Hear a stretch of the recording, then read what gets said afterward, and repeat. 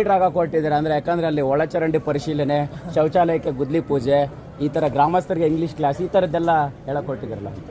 ಅದೇ ಸರ್, ಈಗ ಪಳಾರ್ ಅಂದರೆ ಈಗ ನಾವು ಹಳ್ಳಿ ಕಡೆಯಲ್ಲ, ನಮ್ಮ ಊರ ಕಡೆ ಎಲ್ಲ ಮಾತಾಡ್ತೀವಿ. ಈಗ ಏನಾದ್ರು ಕಿಲಾಡಿ ಆ ಥರ, ಈಗ ಪಳಾರ್ ನನ್ನ ಮಗ ಗುರು ಅವನು, ಪಳಾರ್ ನನ್ನ ಮಗ ಅಂತ ಮಾತಾಡ್ತೀವಲ್ಲ ಆ ಥರ.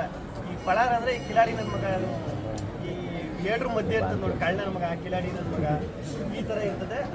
ಅದು ಯಾವಾಗಲೂ ನಾವು ಬೇರೆ ಬೇರೆ ಏನೇನೋ ಟೈಟಲ್ಲಿ ಯೋಚನೆ ಮಾಡ್ತಾನೆ ಇದ್ದ. ನನಗೆ ಅವರು ಒಂದು ಫೋಟೋ ಫ್ರೇಮ್ ಕೊಟ್ಟಿದ್ರು, ಯಾರು ಅಂತ ನನಗೆ ಸರಿಯಾಗಿ ನೆನಪೈತಿಲ್ಲ, ಅವ್ರು ಥ್ಯಾಂಕ್ಸ್ ಹೇಳ್ತೀನಿ. ಅದು ಫೋಟೋ ಫ್ರೇಮಲ್ಲಿ ಪಳಾರ್ ಅಂತ ಅವರು ಡ್ರಾಯಿಂಗ್ ಎಲ್ಲ ಬಿಡಿಸ್ಬಿಟ್ಟು ಪಳಾರ್ ಅಂತ ಗಿಲ್ಲಿ ಅಂತ ಅಲ್ಲಿ ಬರೆದಿದ್ರು. ಅದು ವಾರಲ್ಲಿ ಇಟ್ಕೊಂಡಿದ್ದೀವಿ ನಮ್ಮ ಆಫೀಸಲ್ಲಿ.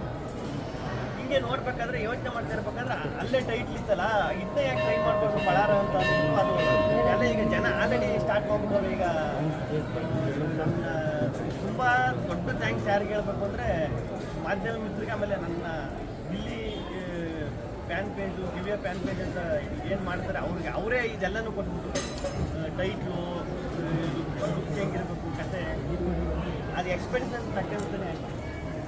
ಆಮೇಲೆ ನಾನು ಹೀರೋ ಅಂದ್ಬಿಟ್ಟು ಏನು ಫುಲ್ಲು ಈ ಮಾಸು ಆ ಥರನೂ ಅಲ್ಲ, ನನ್ನ ಕ್ಯಾರೆಕ್ಟರ್ಗೆ ಈಗ ನಾನು ಹೆಂಗಿರ್ತೀನಿ ನನಗೆ ಸೂಕ್ತವಾಗಿ ಇದು ಮಾಡ್ಬೋದು ಅಂತ ಅನಿಸಿದ್ದು. ಆಮೇಲೆ ನನಗೇನು ಬೇಕು, ನಾನು ಏನು ಮಾಡಿದ್ರೆ ಜನ ಇಷ್ಟು ದಿನ ಜನ ನೋಡ್ಕೊಬಂದವ್ರೆ, ನಾನು ಏನು ಮಾಡಿದ್ರೆ ಅದನ್ನು ತಗೋತಾನಂತ ಡೈರೆಕ್ಟ್ ತುಂಬ ಚೆನ್ನಾಗಿ ಗೊತ್ತಾಯಿತು. ಅದು ಹೇಳ್ದಾಗಲೇ ಅದು ಕನೆಕ್ಟ್ ಮಾಡ್ಕೊಂಡ್ಬಿಟ್ಟೆ, ನಾನು ಮಾಡ್ಬೋದು, ಈಗ ನನಗೆ ಸೂಕ್ತವಾಗಿ